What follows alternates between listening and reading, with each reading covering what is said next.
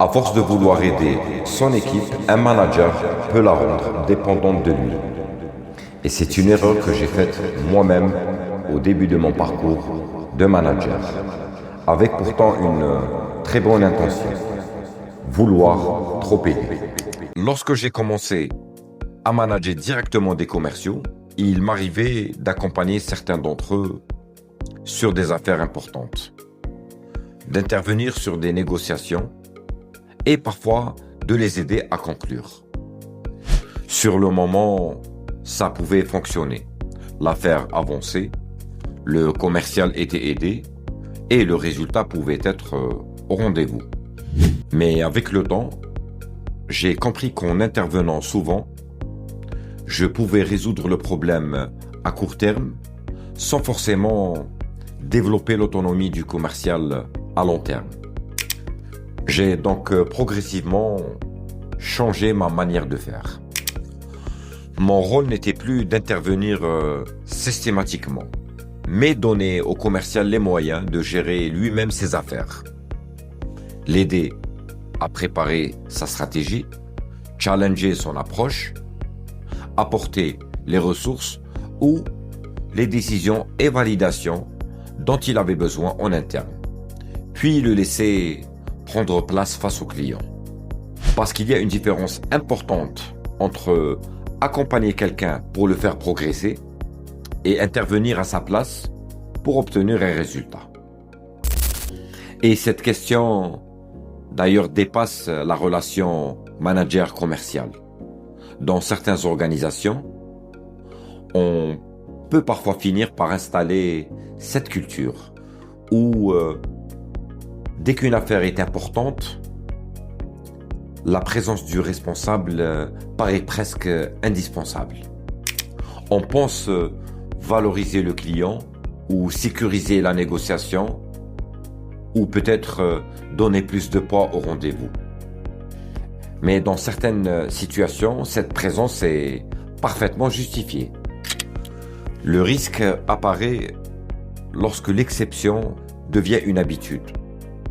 Parce que, à force, le commercial peut considérer qu'il a besoin de cet accompagnement dans presque toutes les situations.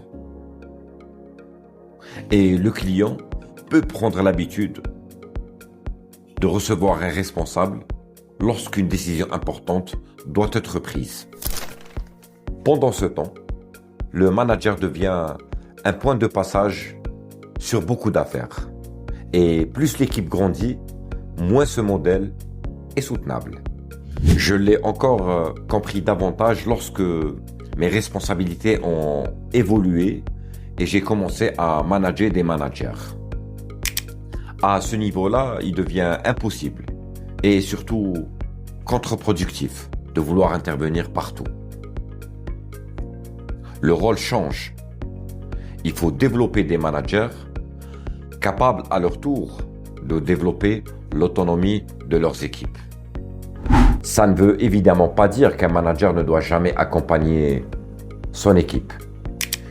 Et il y a des situations où sa présence est nécessaire pour observer, coacher, débloquer des situations ou apporter un niveau de décision.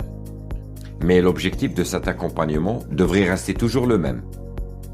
Accompagner pour faire progresser, pas pour créer de la dépendance.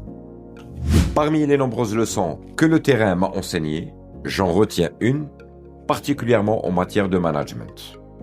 Aider ne signifie pas forcément intervenir.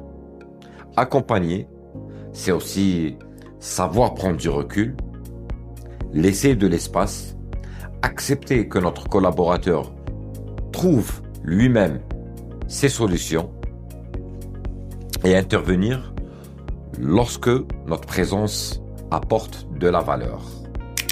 Parce que l'objectif n'est pas de devenir indispensable pour son équipe, mais lui donner progressivement les moyens de devenir plus autonome.